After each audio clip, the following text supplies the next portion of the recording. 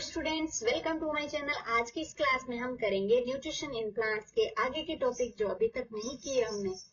तो अब हम इस क्लास में हम करेंगे ये वाले टॉपिक, और इससे पहले वाले ये और ये वाले टॉपिक हम कर चुके हैं। तो शुरू करते हैं इस क्लास के पहले टॉपिक से, सेप्रोट्रोप्स। What is सेप्रोट्रोप्स?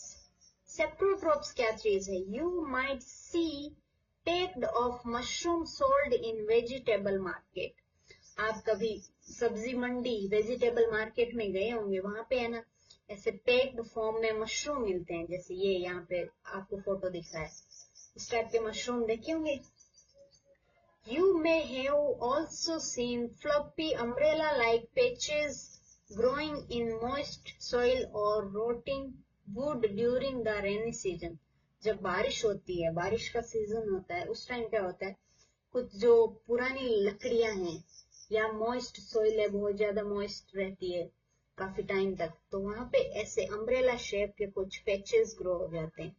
ये देख रहे हो, ये यहाँ पे पैचेस का मीनिंग क्या होता है? थोड़ी थोड़ी जगह पे रुक रुक के। यहाँ पे ये वुड दिख रहा है, यहाँ पे वुड दिख रहा है, फिर ये वापस से मशरूम दिख रही है, तो ये पैच है। एक ये पैच हुआ, सेकेंड पैच, थर्ड पैच। तो पैचेस फॉर्म में आपने अम्ब्रेला शेप के फ्लफी मीन्स इनको हाथ लगाओगे ऐसे ही ये टूट जाएगी, इतने फ्लफी होते। फ्लफी मीन्स रुएदार। रुई कैसे होती है, कॉटन कैसा होता है, वैसे फ्लफी स्ट्रक्चर होता है इनका। Let's find out what type of nutrient they need to survive, from where they get them. तो हम अब देखेंगे कि ये वाले जो एनिमल है, जो ये अम्ब्रेला शेप के हैं, ये फूड कैसे लेते हैं, है ना, कैसे सरवाइव करते हैं। तो इससे पहले, हम सब कुछ जानने से पहले हम एक एक्टिविटी करेंगे। आप अपने घर पे ये कर सकते हो यदि आप करना चाहो। और करना चाहो क्या, आपको सीखने का मिलेगा बहुत सारा, तो आप जरूर ट्राई करें घर पे। आपको क्या करना है, पहले एक take a piece of bread and moisten it with water. एक ब्रेड का पीस लेना है, फिर उसको पानी से ऐसे थोड़ा थोड़ा मॉइस्ट करना है, गीला करना है। Leave it in moist warm place for 2-3 days और until fluffy patches appear on them। फिर आपको क्या करना है, उसको मॉइस्ट ऐसे नहीं गीला कर दिया आप, उससे पानी टपक रहा है, उतना मॉइस्ट नहीं करना है, बहुत छोटा छींटे देने हैं वाटर के। छींटों से जो उसका थोड़ा मॉइस्ट हो जाएगा वो। और फिर उसको क्या करना है, हमको एक मॉइस्ट और वार्म प्लेस पे रख देना है। मॉइस्ट और वार्म मीन्स थोड़ा सा नमी टाइप का हो और थोड़ा गर्म रहता हो, जैसे कि हमारा बाथरूम है, वो थोड़ा नमी रहती है उसके अंदर और गर्म भी रहता है। वहां पे रख देना है 2-3 दिन के लिए, या फिर तब तक रखना है जब फ्लफी पैचेस उसके ऊपर दिखे ना, ब्रेड के ऊपर दिखना ना शुरू हो जाए, कुछ कुछ ग्रो हो रहा है, वैसा कुछ स्ट्रक्चर ना दिखे, तब तक वहां रखे रहो। What is the color of these patches? फिर उसको देखो कि इसका कलर कैसा है, जो पैचेस आ रहे हैं उनके कलर कैसा है।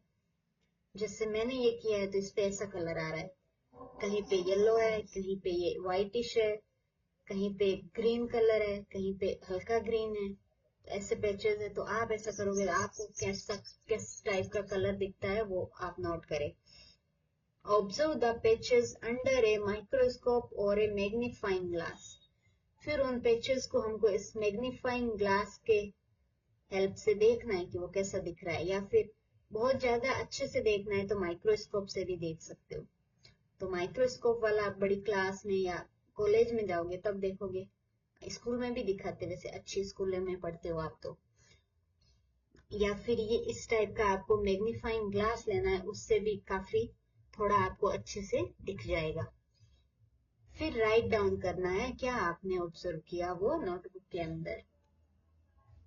अब पढ़ते हैं कि व्हाट इज फंगी। फंगी क्या है वो देखो।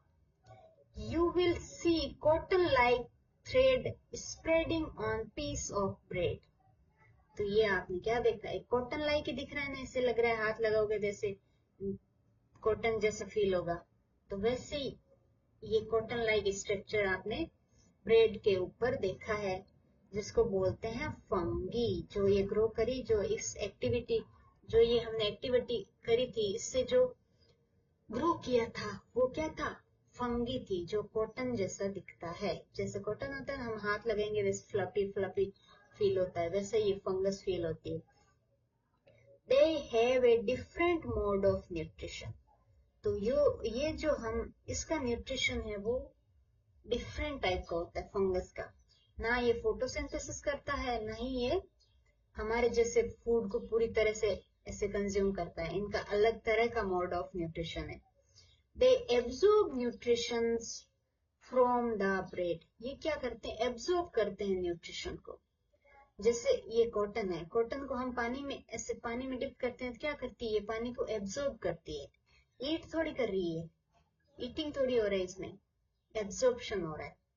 तो ये फंगस भी ऐसे ही करती है, एब्जॉर्ब करती है न्यूट्रिशन को किसी भी पार्ट से जहां पे वो ग्रो कर रही है।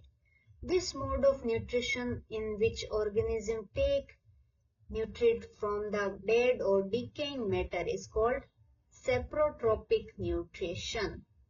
तो इस टाइप से जो एब्जॉर्प्शन से या एब्जॉर्प्शन प्रोसेस से अपना न्यूट्रिशन लेते हैं, इस टाइप के मोड ऑफ न्यूट्रिशन को क्या बोलते हैं, सेप्रोट्रोपिक न्यूट्रिशन। और ये कहाँ से लेते हैं, कोई भी डेड या डिकेइंग, डेड मीन्स कोई जैसे प्लांट प्रोडक्ट है वो गिर गया, स्टेम वगैरह, तो पड़ा पड़ा, अब रेनी सीजन में क्या होगा, उसका सड़ना शुरू हो जाएगा वो। कोई भी डेड ऑर्गेनिज्म, चाहे एनिमल हो कोई भी हो, और वो डीके हो रहा है, खराब मतलब सड़ रहा है, तो उस पे ये ग्रो करती है फंगस। तभी तो हम बोलते हैं ये मतलब ब्रेड जब फंगस लग जाती है हम बोलते हैं ये सड़ गई है, खराब हो गई है, क्योंकि वो सड़ने लग गई, तभी वो फंगस ग्रो करी वहां पे। तो फंगस के जो मोड ऑफ न्यूट्रिशन है उसको क्या बोलेंगे, सेप्रोट्रोपिक न्यूट्रिशन। ये कैसे लेती है, ये एब्जॉर्ब करती है न्यूट्रिएंट जहां पे वो जिस भी मैटर पे ग्रो कर रही है। Such organism which saprotropic mode of nutrition are called saprotrophs. और जो सेप्रोट्रोपिक टाइप के जो न्यूट्रिशन को मोड ऑफ न्यूट्रिशन को फॉलो करते हैं उन ऑर्गेनिज्म को क्या बोलते हैं, सेप्रोट्रोप्स। जैसे हम क्या है, हेट्रोट्रोप्स है, ऐसे फंगस क्या है, सेप्रोट्रोप्स है। Fungi also grow on pickle, leather, clothes and other articles that are left in hot and humid weather for a long time. तो फंगस कहाँ ग्रो कर जाती है, जो इन्वायरमेंट थोड़ा ह्यूमिड हो और थोड़ा गर्म भी, हॉट भी हो, वहां पे जब हम लंबे टाइम तक जो भी चीज ऐसे ही रख दी, और रेनी सीजन है, रेनी सीजन में कितनी ह्यूमिडिटी होती है और गर्मी लगती है, तो उसी सीजन में फंगस बहुत ज्यादा ग्रो करती है। और हमने कोई भी चीज ऐसी जगह रख दी है बहुत लंबे टाइम तक और देखा नहीं, तो वो फिर वहां फंगस ग्रो कर जाएगी और वो खराब हो जाएगा। जैसे अचार पे देखा ही होगा आपने, क्लोथ पे भी लग जाता है, जब बारिश का मौसम होता है तो क्लोथ में थोड़ी स्मेलिंग आती है, आपने देखा होगा, तो उसमें भी वो चांस है कि वो फंगस होती है थोड़ी बहुत। और लेदर पे भी ग्रो करती है, और भी बहुत सारे आइटम पे फंगस ग्रो कर जाती है जब हम ह्यूमिड सीजन के अंदर लॉन्ग टाइम के लिए उसको रख देते हैं। During the rainy season they spoil many things. तो रेनी सीजन में क्या होता है, बहुत सारी चीजें खराब हो जाती है फंगस की वजह से। Ask your parents about menace of fungi in your house. मतलब जो मेनेस यानी कि फंगस जहाँ ग्रो कर रही है उस पार्ट को बोलते हैं, क्योंकि वो वहां पे क्या करती है। मेनेस का मीनिंग ये भी होता है कि फंगस एक टाइप का टॉक्सिक सबस्टेंस रिलीज करती है, तो सबस्टेंस रिलीज करेगी तो वहां पे उसका कलर भी दिखेगा। तो जो कलर दिख रहा है तो हाउस पूछो मम्मी से कि मम्मी या पापा से कि कहाँ पे कोई फंगस ग्रो कर रही है क्या, क्योंकि वो ज्यादा ध्यान रखते घर का आपसे, तो उनको पता होता है। नहीं करनी चाहिए, कि नहीं कर रही है तो आपके घर में सब कुछ कोई भी खराब चीज खराब नहीं हो रही है चीजें। अब देखो कि how fungi appear suddenly during rainy season. बाकी सीजन में आप नहीं देखोगे इतना, बट जब रेनी सीजन आता है तब बहुत ज्यादा होती है। यानी कि ब्रेड आप रखोगे, रात रात में ब्रेड पूरा खराब हो गया, तो ऐसा क्यों होता है, एकदम सडन ऐसा क्यों हो रहा है कि रेनी सीजन में बहुत ज्यादा ये देखने को मिलती है। The fungal spore are generally present in air. जो फंगल स्पोर होते हैं, इस टाइप के स्पोर होते हैं जो ये माइक्रोस्कोप से दिखते हैं, ऐसे हम देख नहीं सकते। ऐसे छोटे छोटे स्पोर होते हैं एयर के अंदर, जिनको बोलते हैं fungal spore. When they land on wet or wormy things, they get germinate and grow. जब बारिश होगी तो क्या होगी, बारिश की बूंदों के साथ वो जमीन पे आ जाते हैं, और जब वो जमीन पे ऐसी जगह पे गिर जाए जहां पे वो बहुत ज्यादा वेट रहता है और गर्म भी रहता है, वार्म रहता है, तो वहां पे वो फिर जर्मिनेट कर जाती है। जर्मिनेट मतलब उग जाती है, वहां ग्रो कर जाती है। तो ये छोटी है, ग्रो कर रही है, फिर ये बड़ी होगी इतनी, तो ऐसे जर्मिनेट करके ग्रो कर जाती है। Now can you figure out how we can protect our things from getting spoiled. क्या आपने जाना है कि कैसे हम हमारी चीजों को खराब होने से बचा सकते हैं? कैसे बचा सकते हैं कि रेनी सीजन में ऐसे लंबे टाइम तक ह्यूमिड और वेट जगह पे नहीं रखनी है कोई भी चीज जो खराब हो सकती है, जिसमें फंगस लग सकती है, वैसी चीजों को लंबे टाइम तक वहां नहीं रखना है। और अब आगे क्या है कि एक बूझो नाम का बच्चा है, वो क्या जानना चाहता है। Once his grandfather told him that his wheat fields were spoiled by fungus. बूझो बताते हैं कि उसके ग्रैंडफादर ने बताया था कि उनके एक बार है ना खेती की हुई थी, किसकी, गेहूं की, तो पूरी खराब हो गई फंगस की वजह से। तो we want to know if fungal diseases also cause diseases. हाँ, क्योंकि अभी हमने बोला ना, जो स्पॉइल कर रहे हैं, हमारे जो अचार को खराब कर दिया है, वो क्या है, एक टाइप की डिजीज ही हो गई जिसको अब हम कंज्यूम नहीं कर सकते। और ये तो डिजीज ऐसे हो गई कि वो हम फेंक दे तो वह बच गए, बट कुछ कुछ डिजीजेस है जो प्लांट को और एनिमल को बहुत पेनफुल या बहुत खराब कर देती है। जैसे हमारी स्किन पे कभी कभी ऐसे पैचेस ग्रो हो जाते हैं, इनको बोलते हैं, हमारी लैंग्वेज में तो हम बोलते हैं दाद हो गए, आप भी कुछ बोलते होंगे इसको। तो ये किस वजह से हो रही है, फंगल की वजह से। यहाँ फंगस ग्रो कर गई हमारी बॉडी पे, इसकी वजह से ये पैचेस हुए। और ये पैचेस दिख रहे हैं इस प्लांट के ऊपर, ये भी फंगस की वजह से हुए, तो इसको भी दाद हो गया, प्लांट को भी फंगस की वजह से। इसको दाद नहीं बोलेंगे, मजाक कर रही हूँ। तो ये प्लांट को स्पॉइल कर रहे हैं, ये हमको स्पॉइल कर रहे हैं, तो ये क्या है, एक फंगल कोजिंग डिजीज है।